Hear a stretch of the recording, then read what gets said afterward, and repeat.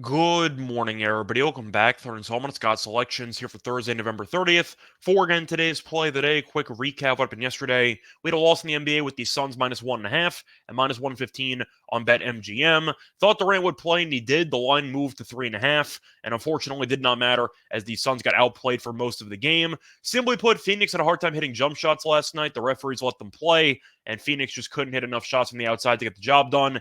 Didn't help that Booker got injured on multiple occasions in the same game. Got injured in the first half, had to leave, then came back, then got injured again, had to leave, and then came back. So Booker was banged up the entire night, shot terribly. I believe he went 2 of 12 from the floor. But the story of the game was really just Toronto being tougher on the glass, and it looked like the Suns kept making runs to make the game close. Then Toronto would respond with a big run to open it up again, and it was the same story over and over again as Toronto eventually got the job done and won outright. Picked up a loss there, look for a winner here on Thursday. And for today's play today, going to the NFL, going to look at a two-pick bankroll builder parlay. Going to take one of the plays from Thursday night between the Cowboys and the Seahawks, and the other play is going to be from Sunday in a matchup between the Dolphins and the Commanders. So the two-pick parlay is going to be the Cowboys -2.5 and the Dolphins -3.5, and the two-pick pays out at -130 on BetRivers. Time recording of 9:30 a.m. on Thursday Eastern Time. Covering why we're going to take the Cowboys -2.5 in the spot. First reason, Dallas has been in great form lately, as they have won 5 of their last 6 games by at least 3 points. The only exception was losing a heartbreaker there. Again, they probably should have won against the Eagles, who currently have the best record in the league. So the point is, Dallas is in great form. Seattle is not. The Seahawks have lost 3 of their last 4 games, and the Cowboys offensively have been really good recently, as the Cowboys have scored at least 33 points in 4 of their last 5 games. Meanwhile, the Seahawks have not, as the Seahawks have scored less than 17 points in 3 of their last 4. It's also a home game for Dallas, and while some teams have struggled at home, the Cowboys are definitely not one of those teams, as they've arguably been the best home team in the entire league. The Cowboys have won each of their first 5 home games by at least 20 points. They've been dominant in Jerry World, and I think that should be the case once again here on Thursday. Now, the Seahawks are also a bit injured because Geno Smith played last week, but he's battling a triceps injury. He was really not good last week. In fact, Seattle did not score a single offensive touchdown,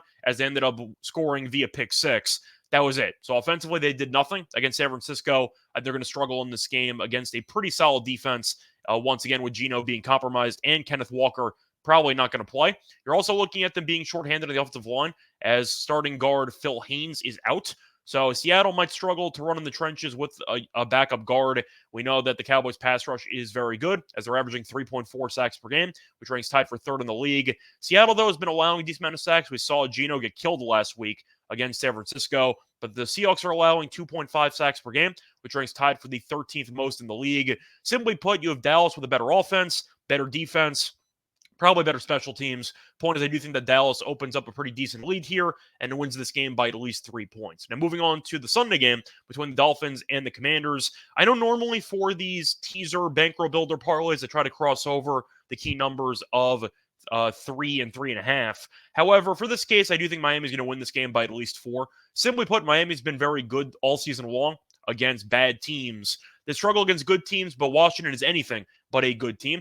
The Dolphins so far this season are undefeated against teams below 500, and every win has been by at least 7 points. The Commanders, though, have fallen off a cliff. They have lost 5 of their last 6 games, and they've also lost each of their last 4 home games by at least 7 points. Now, the Commanders' defense has been an absolute catastrophe, as the Commanders have allowed at least 29 points in each of their last 3 games, including getting killed by Tommy DeVito a couple weeks ago. But the main issue that I have for the Commanders' defense is the pass defense, and Miami's great at actually getting a lot of yards through the air. So the Dolphins are averaging a 285.3 passing yards per game, which ranks 1st in the league. Meanwhile, the Commanders are allowing 264.6 passing yards per game, which is the 3rd most in the league. You have to deal with Tyreek Hill. You have to deal with Waddle.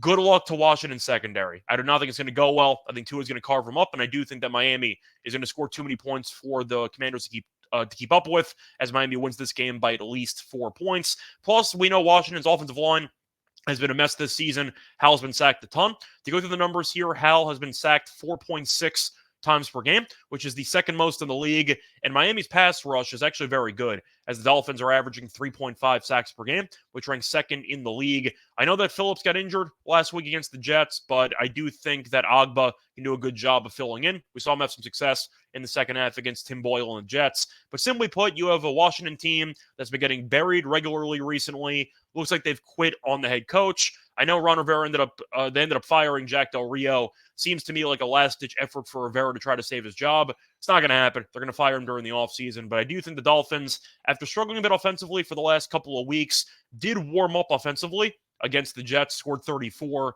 There was a pick six in there, but they still scored 27.